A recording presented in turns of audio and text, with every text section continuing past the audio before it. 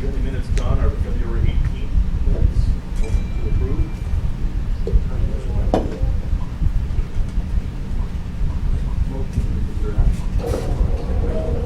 All in favor? All opposed? Coroner's report.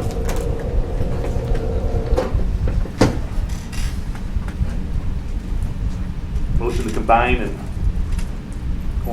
coroner's report. Mr. Stoppenberg, second by Mr. Wojcicki. All in favor? All opposed? Yes, morning. Try to be brief here this morning on my report. Statistics are going up. It's the summer. Our autopsies were averaging between 6 to 8, and now we're up to 10 to 12, and we're already set to go with another one here this morning here. So we'll probably be averaging another 10, which is brings us to a factor that continually that I tell you every month, even though some people don't like me to talk about the budgets, but we're probably roughly approximately 25 to 30,000 over already. So, and that's all on autopsies. So the rest of it's pretty good shape. Other than that, the details should show you exactly 123 calls, which is up to and call wise. Our overdoses are, I believe at this point right now we're at 9, I believe, 5 on fentanyl and 4 on heroin, I believe. It is fentanyl, as I told you, is going to be a big problem in Kankakee County, and it's starting already. Other than that, I'll take any questions that anybody has.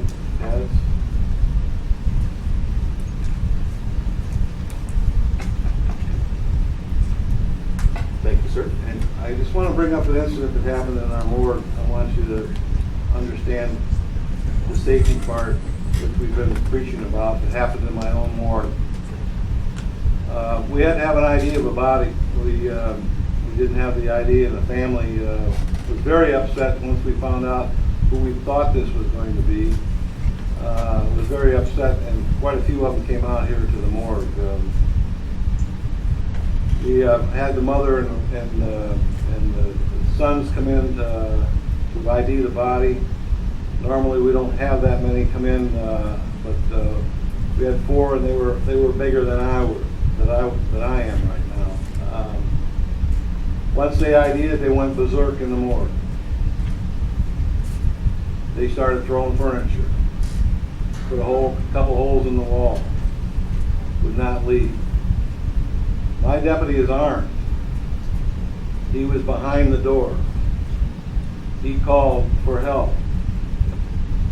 Nobody responded because patrol was busy. Put yourself in that position. What we've been trying to tell you about. It happened in our own place. We're out here in a public safety building. I can't get one officer over here. The only officer that responded was a guy that was on his way home. Here's the radio come in. We called the city. The city was coming from a long ways out of here. But he's tearing our place apart. In the office, dumped all my couches and stuff over. It was a scary. We're on tape. I got tape of it. Anyhow, once they arrived there, I'm just saying it was a long time, and it was a scary situation. I commend my officer, even though he's armed. We don't know if they're armed at all.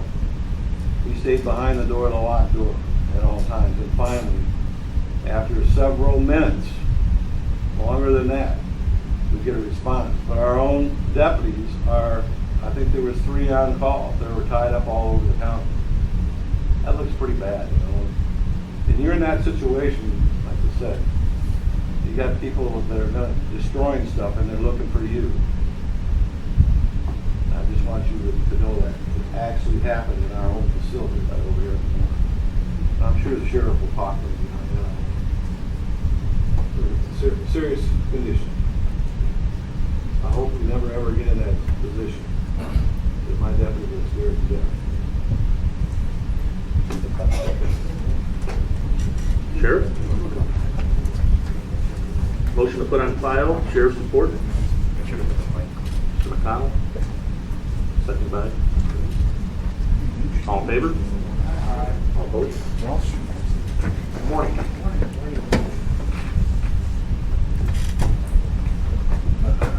Hello. All right, good morning. We have our new IT person over here working on the working on getting this report to the middle of the screen. There we go. We are all aware, I believe, that our revenues from the out-of-counties are at this point down and are less than we anticipated. However, I can tell you that over the course of the last month, and the numbers that you see in these reports every month are averages, so our numbers do fluctuate a little bit. I can tell you that in July we are already up 10 additional inmates, out-of-county inmates per day, so if nothing else, that's a positive. As we continue, any questions on the report on the correction side of those numbers? Moving down into the sworn side, our citations are up as well, which is good news. We are trying to make a commitment to do as much as we can with what we have, and our guys are out there doing it to the best of their abilities. So, any other questions on the sworn side numbers? On the back page, budget-wise, it looks like we are projecting to be about $31,000 under budget at the end of this year. However, that could change. We did make some adjustments to our staff, our patrol staff during these times, which I'm sure you all watch the news and understand what's going on out on the streets. And we have made some adjustments in trying to keep our guys safe, and that will result in some additional cost. Just to make you guys aware. Any questions on the report?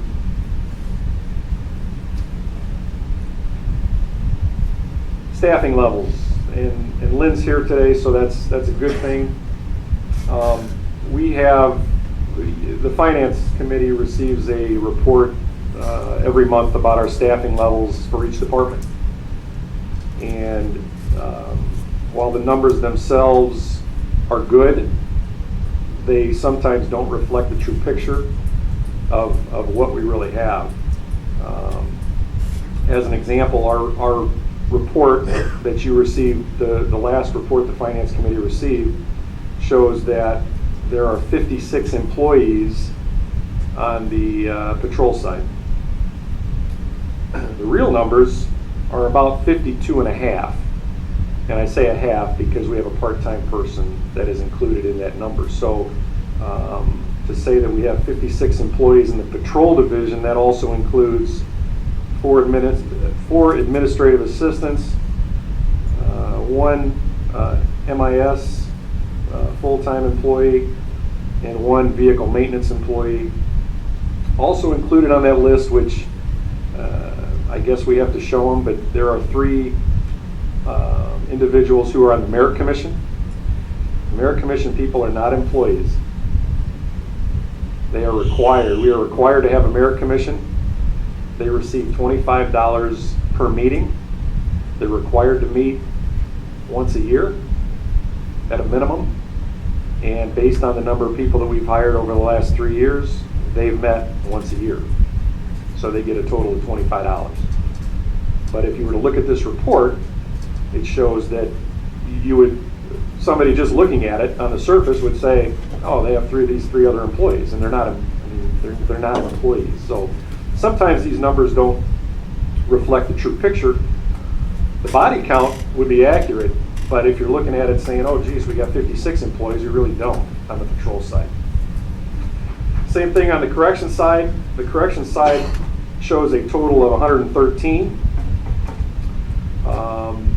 However, the real number is about 97 full-time employees plus 7 part-time employees, 5 of which are nurses, which, because they are part-time, they work the same number of hours whether we have 5 part-time employees or whether we have 10 part-time employees. In other words, they work a set number of hours because they pass medication, they fill in for some other duties, so they are working that same number every month. So if we have 5 part-time employees that work a total of 20 hours, we could have 10 part-time employees that would work 2 hours each. So the number of hours is what's important rather than the number of employees.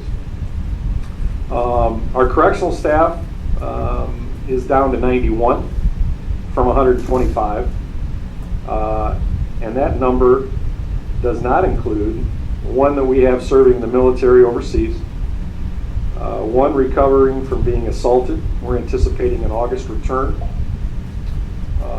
One who has not returned from the escape back in April of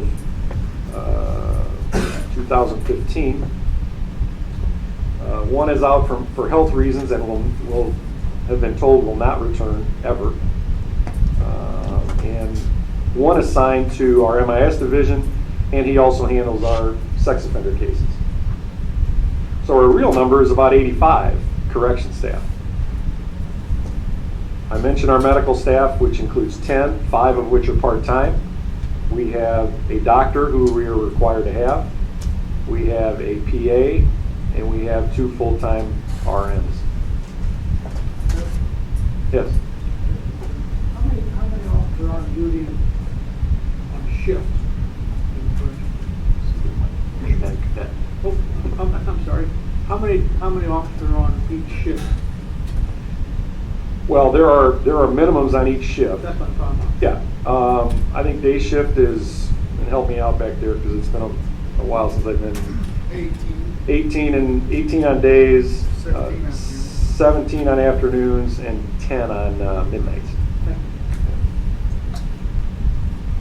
We also have a social service side of the jail, which includes some programming that we do. There are 3 full-time employees in that number, along with 1 part-timer.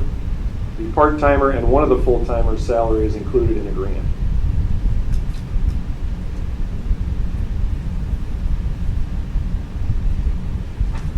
Questions on that? Thank you, Sheriff. Sheriff, there's 17 or 8. How many inmates do we have on an average day? Yesterday we had 421. 17 to 18 officers. Yes. Which is a pretty good staffing ratio. Yes. That was the next question. Yes. Any other questions on the staffing on both sides?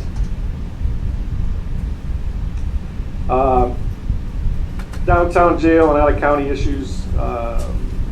Last Wednesday, some of you recall that we had a discussion on options about closing the downtown jail and the costs associated with it. And I think the consensus of that meeting was that we leave it open for the time being. And ironically, the timing of it all, that Wednesday afternoon, we received a call from Cook County, who had a need for us to house 40 inmates. Based on our staffing and based on our bed numbers, we couldn't take them. So that's about $75,000 a month that we are unable to accommodate because the downtown jail is empty, because our staffing levels are so low. We can't, at this point, we can't accommodate that. Taking those 40 inmates based on our numbers would put us at 461 in a facility that holds 468. So at that point, you have no room for new arrests, and we have no staff to accommodate the downtown jail and staff the downtown jail. Questions on that? Yeah, hate to turn money down like that. Was you able to make a deal with them where we could take part of them? Not at this point. No. Okay. Then I have another question. I want to know how this may or may not affect you. I've been reading in the newspaper, which I don't always read everything in the newspaper, that they're trying to build try to build a private facility in Hopkins Park. Would that about squash our opportunities? There is, well, let me start over. Back in May, the Department of Homeland Security put out a RFI, request for information, on the ability to house and to regionalize a facility that would hold ICE detainees. As I believe most of you are aware, we did get word that Hopkins Park was going to try to utilize the facility that was started back when Governor Ryan wanted to put a women's prison out in Hopkins Park. However, we being Kankakee County, submitted a proposal as well. So it's an option right now for us, depending on what Homeland Security does. I don't know that it would quash anything we've tried to do. We already have the staff, we already have the building, we have a lot of things going for us here as a department in the county. So it's hard to say right now, Larry, whether or not, if they do award it to somebody else, because there was, from my understanding, there were 6 proposals submitted to the Department of Homeland Security for a facility somewhere in the Midwest region. So it's not just us in Hopkins Park, there's 4 others. Okay, my understanding, this one that wants to build out here doesn't have a great reputation. And also, I don't know what they're going to utilize if that facility was started out there. From what I understand, about everything has been stolen. That was steel. What I've been told is that basically all that's out there are footings from the original build out that they ended up shutting down for $20 million. Mr. McConnell? Thank you, Mr. Chairman. Sheriff, when I get back to the 40 inmates that we haven't turned down, what does this do for our future if they call today? And, hey, Sheriff, we got 60, we need the house. It's like anything else. I mean, it's no different than when we were at 700 and somebody would call and we'd say, we can't take them, we're full. I mean, technically right now we're full. I mean, could we take 20 more? Yeah, probably. Well, my question though is that this is going to be a continuing thing. How do you remedy the fact that we can't take any more, period, in the future? Obviously, if they call today, you can't take them today. They call tomorrow, you can't take them tomorrow. And how do you solve that, or do you? Well, the difficult part in this whole business, if you will, is that guarantee. And while I tell you that they want to bring us 40, there's no guarantee that in 2 months they say we're going to take our 40 back. That becomes the issue. So as much as we would like to get guarantees from some people, it becomes a financial issue for those that are housing them here as well. What's the average stay? It varies. I mean, it varies depending on what kind of court case they have. We don't have the resources to bring people on for those 2 months and then get to the real thing. Well, it becomes difficult to offer somebody a job and say, we'll train you. It'll take 6 months to train you, but those last 3 months you might not even be here. So, yeah, that becomes difficult. Mr. Stauffenberg? Thank you, Chairman. Sheriff, you answered some of my questions. I wanted to know if the ICE deal was a dead issue, but I guess it is not. So there is still something going there. Yes. This doesn't come from me. It comes from somebody in the public, and they asked me have you ever considered, if ICE is still a proposition, and this person said they need 700 beds, is that correct? Something like that is what they're looking for? ICE is looking at 700 beds, Have you 5 to con- 700. Have you considered selling them this facility and renting back what space we need? Pay off the debt? You know, it seems to be a way of the world these days. Look at Aqua just buying Watsika Water for $10 million, and then they're gonna rent it back. Double the homeowner's rate though, you know. Here People are becomes- thinking outside the box these days, and they just. And that's been talked about before, and the issue becomes, if we were to sell this building, and somebody else, a private company, who is, and I dislike this word when we're dealing with this, but private companies are for profit. And so they are looking to cut every corner they can in dealing with these inmates. And where that becomes a problem, and you guys just dealt with this, at least those of you on the finance committee, with our liability insurance. It takes no liability away from the sheriff. If they're our own inmates, the sheriff is still liable for their treatment. So if you think we have lawsuits now, let a private company come in here and run it. Well, like I said, it I know, wasn't my idea. Somebody's thinking, and that's okay. I said, I'll bring it up. And that's, See yeah. what people think. And that's great. And you know, that becomes a difficulty is when you talk about the liability, and then you get into other things where if you sell this building, then you're talking about our staff and, you know, cutting costs and staffing and cutting costs everywhere. So, but that's for their profit, not for ours. Well, I didn't say it was a good idea. I just No. it was an idea somebody asked me to bring up. And you know, the fact that we're in such financial straits, you know, and downtown jail. How many of these 421 are our people? 227. 227 locals, 197 out of county. What's downtown hold if we? 200. Okay, thank you.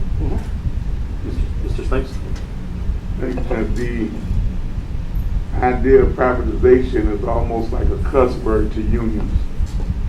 I would just probably be honest in that, and I mean, in that respect, I've been a union president or whatever. I served on both sides of the two, but when they look at privatization, at least with the public, you have some control, but in privatization, you have literally no control, or whatever they do as they want to, and then the quality of your staff is dwindled because of the training. They're not held to the same standards. They do the basic minimum or whatever. So sometimes you can cut off your hand to spite your face.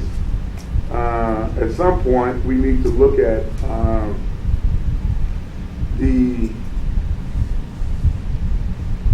what are the numbers that we need to be able to hire sufficient staff to take on maybe up to 50 or 100 additional inmates over 200.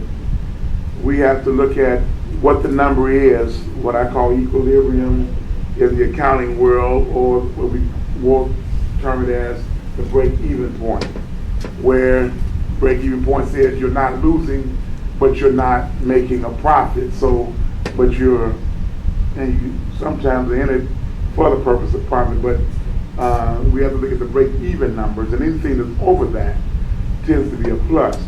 And I think analysis or some of our strategists, which will include the sheriff and others, that can look at those numbers to determine what it would cost to.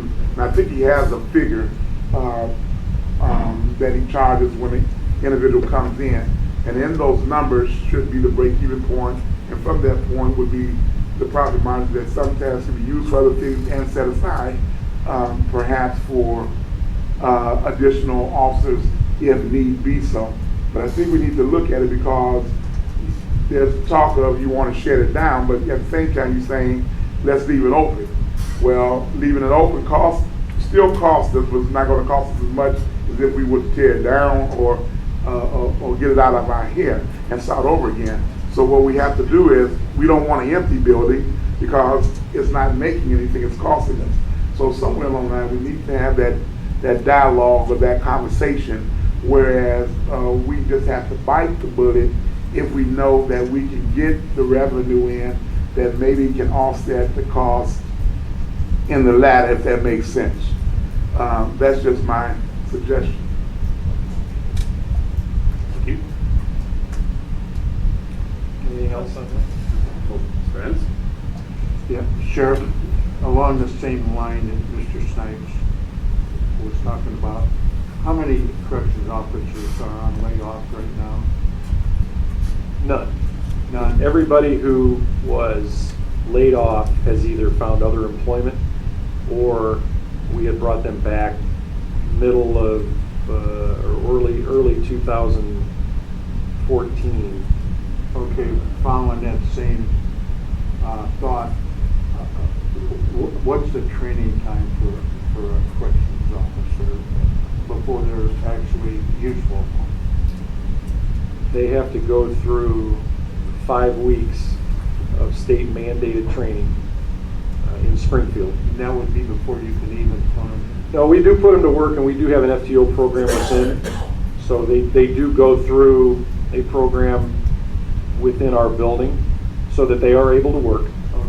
So we do put them to work, but normally they're assigned with another officer. And then the same thought again, if this opportunity that we just passed up will come up again, you know, how many days would it take to get that building downtown up and running? We have, because of our relationship with the Illinois Department of Corrections, we have maintained that building from the standpoint of, we send somebody down there every day to just make sure that things in that building are operating okay. So it is, it would take us 2 days to get it up and running. So the big hang up is the Staff. trained officer. Yes. Thank you. Mr. Snipes? Just to go way out there, what would be the possibility of making it a halfway place where they come out of the federal prisons or wherever they do, and they just, they're making that transition back into the community where they have to be there, for so many whatever, and then leave out? What would be the possibility? We have a part of our federal contract is with the Bureau of Prisons. So we do have that in place. However, they are using Lake County at this point, which is closer to their building. But they do want to use us, but it'll be on an as-needed basis. Quick question, Sheriff. What about the utilization of part-time employees? I know it's hard to attract people for not guaranteed X amount of hours, but is that possible? There's a couple issues, and we have started with a couple part-timers to try that, and then we had a grievance filed by the union. That, if we can get past that issue, which I think we can, that's certainly not out of the question. Thank you. Anyone else for the sheriff? All right, vehicle update. As of June of this year, the last payment of our leases on our 2013 squad cars was made, which means our 2011s, our 11 2011 Tahoes, our 11 2012 Tahoes, and our 11 2013 Tahoes are all paid off. That's great news.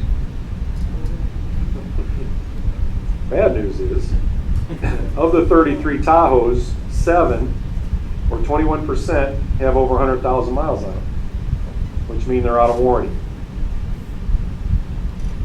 Of the 33 Tahoes, 5 or another 15% have over 90,000 miles on them. And of our 33 Tahoes, 8 or 24% have over 80,000 miles on them.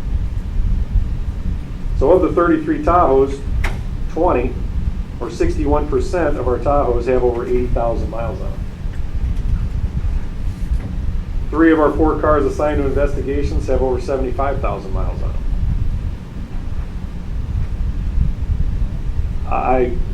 We put a plan in place in 2011 to replace these cars in a 3-year cycle. Obviously, that stopped in 2014, and I forget the company's name, but that old slogan of "you can pay me now or pay me later" is going to come true. It won't take long for our other 11 cars to go over 100,000, so we'll have 22 cars over 100,000 with no warranties on them. So, just making you aware. We would encourage you to look at starting a lease program where we can replace those 11 2011s. Which brings me to the corrections vehicles. We have 2 buses, a 24-passenger bus, that's a 2005 with 75,000 miles on it, and a 20-passenger bus that has 72,000 miles on it, it's a 2007. The 24-passenger bus is also a handicapped accessible bus. 7 of our 7 corrections transport vans have over 100,000 miles on them. And we're sending our guys to Chicago every day. The van with the highest amount has 157,000, and the low is 107,000. Both Sheriff Bukowski and I were told that there was money for 2 new transport vans in 2016. I don't know if that's accurate or not. We did agree to wait till after July. So we are anticipating hopefully the opportunity to purchase at least 2, as we were told back in December. Mr. Connell? Thank you. Where'd that come from? The chairman.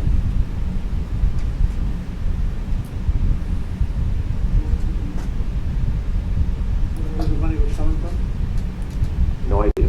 Contingency is what he mentioned, but I don't know if there's any money in contingency. Thank you. I do have state bid price. Approval, and we can't give you approval without going through them. So maybe the best approach is get the next finance. I would probably be there anyway. Mr. Stauffenberg? Thank you. Mike, what's the price of the 2 vans? You said you had state. I do.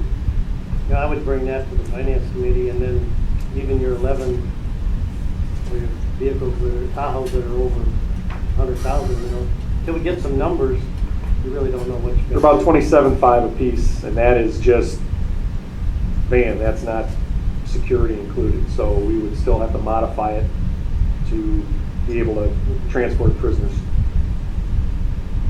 But just bring those numbers to the next time. I will. Like Larry said, we can't really prove it here. Could recommend it to the finance committee that we do it. Just a suggestion. Anybody wish to make a motion? I would recommend that this go to the finance committee and be on the agenda. Second for that? Mr. Stauffenberg? He didn't say approve it, though. He just said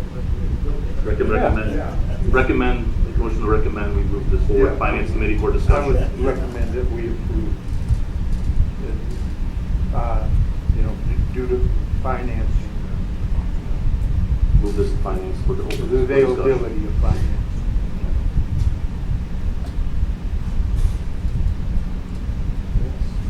Last but not least, anybody in here ever heard of Shoe Fest?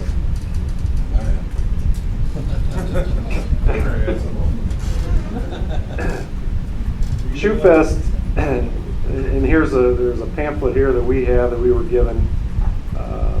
Shoe Fest claims to be a 3-day music and camping festival. It happens over Labor Day at Camp Shaw Wenatchee. Claims to be a celebration of folk music, family, and friendship. 2011, there were approximately 400 attendees. This year, they're anticipating over 1,800. It is a weekend full of heavy alcohol and drug use. Mostly, and I say mostly, from out-of-town residents. Our calls for service increased significantly since 2011. Mantino Fire's calls for service have increased significantly since 2011. I would encourage this committee to encourage our county board chairman not to approve the temporary liquor license.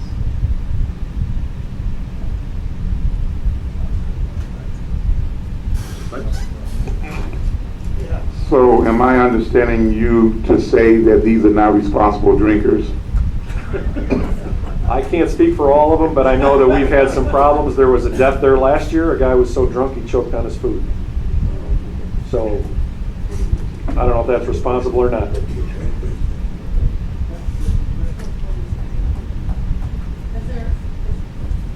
there any way that we could require them to have security there? They do have their own security. We have sat down with them and we gave them a price of what it would cost for us to be there. And they did not like that price, so. Mr. Stoffenberg? Mike, how does that happen on a 4-H camp grounds? You can't, You have to ask Camp Shaw. who gives them permit to even have such an event? Who sponsors it? Camp Shaw, I guess. Who sponsors it? I have no idea. Can we make a motion to move it on to this? Mr. Anderson? Is there any way, do we have any ordinances where we could, that we could put into effect to stop this? I mean, Camp Shawanati, as far as I know, is that not a 4-H entity? I'm not sure what Camp Shaw does on the side, what they do daily. I know when my kids were in 4-H, that's where they went. I mean, maybe we could confer with them, see if they could put a stop with it. I wouldn't think a 4-H organization would be for liquor and drugs. Mr. Legess? Do they receive, does that camp receive any money from the extension? I think we should look into that too, if they're receiving tax dollars from the, the extension on their tax bill. That we would have some say in whether they even can have it. I think we need to investigate who's the whole realm of it. Because I think, we can say they can't have liquor or not issue a permit. That doesn't mean they ain't gonna haul it in, So we need to, I would like to get to the grassroots and try to even stop the whole thing from even occurring. The other issue is that with 102 being closed, there are some route issues that become, when emergency vehicles respond and where they're going, that becomes problematic. I don't know if 102 will be done by Labor Day or not. I don't believe so. Mr. Sykes? Is camp, whatever, is that in the county's jurisdiction, or is that, does it fall under municipality over, it falls upon our jurisdiction? So if it falls upon our jurisdiction, wherever, and they're requesting a liquor license, nothing prohibits us from not really denying it, but that we could put a caveat that they would have to have the requisite number of certified police officers through our county as part of that stipulation for the liquor license. It'd be my suggestion.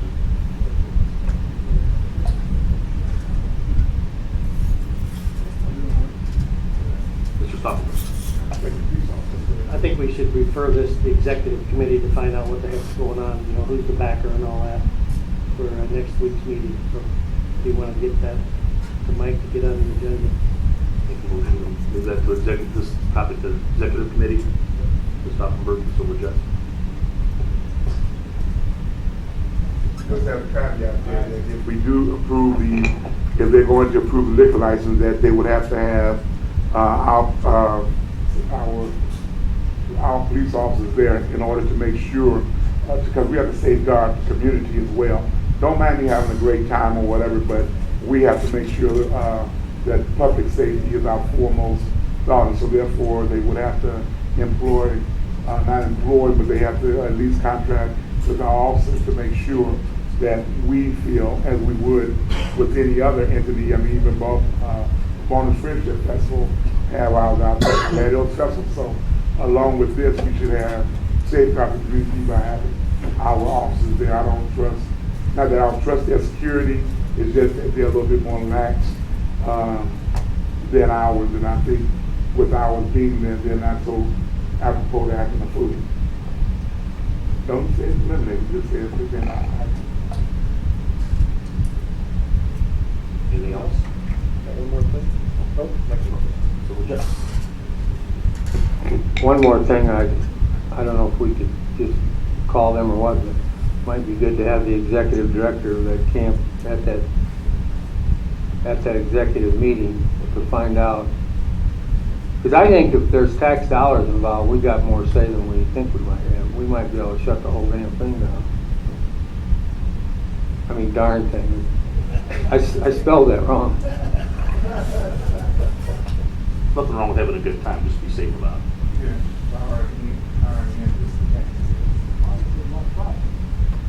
Yes. That's because they don't have our security there. Last thing, just quick, I think this committee should be aware that Brian Gadbois and his staff are doing an outstanding job in keeping our buildings clean and doing work that should be done by probably twice the amount of staff that he does with what he has. Brian does a great job, his staff is doing a great job, and I just think they need to be commended for doing it. That's all I got. Thank you, Sheriff. Any other business before the committee? Any old business? Or Mr. Sykes? Just informational purpose.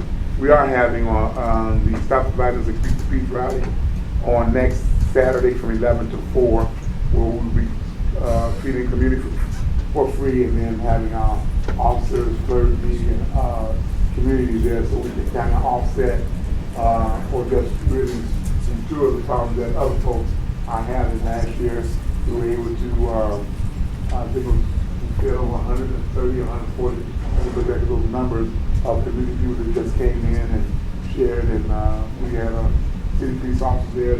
The county have invited a lot of the chips and cookies and stuff that they loved. So with the hot dogs, chips, cookies, and drinks, we try to forge a relationship, whereas these individuals feel comfortable with you talking to the elected official or to the top, to the police department or law enforcement as well. And I think that's a step in the right direction, given all this chaos that is happening. Thank you. Any new business? I just wanted to mention, if any of you are out in High Point subdivision, Bourbonnais, well, that's where I live, one of our neighbors has taken it upon herself. Her and her son have been going around putting blue ribbons on either mailboxes or trees. It's the landowner's choice, in support of law enforcement. And she's been doing a great job, and there's many, many blue ribbons in that subdivision. I know other subdivisions have been doing it as well, so I just wanted to mention that. To piggyback on that, last month I rode with the midnight shift, and I encourage everyone, they have the ability to go out and see what our law enforcement deals with on a day in and day out basis. It's the public narrative right now. People really need to wait and see what they deal with on a day in and day out basis. It's not an easy job, not a job that most people would want, so I encourage people to do that. Thanks. I was about to offer to ride with one or whatever, and I saw them in hot pursuit of an individual or whatever, but because the vehicle was over 100,000 miles, it stopped, and they kind of got away. So you got to make sure the vehicle's up. No new business, so we'll take a motion to adjourn. Mr. Legess, second by Mr. McConnell. Thank you, have a great day. All in favor?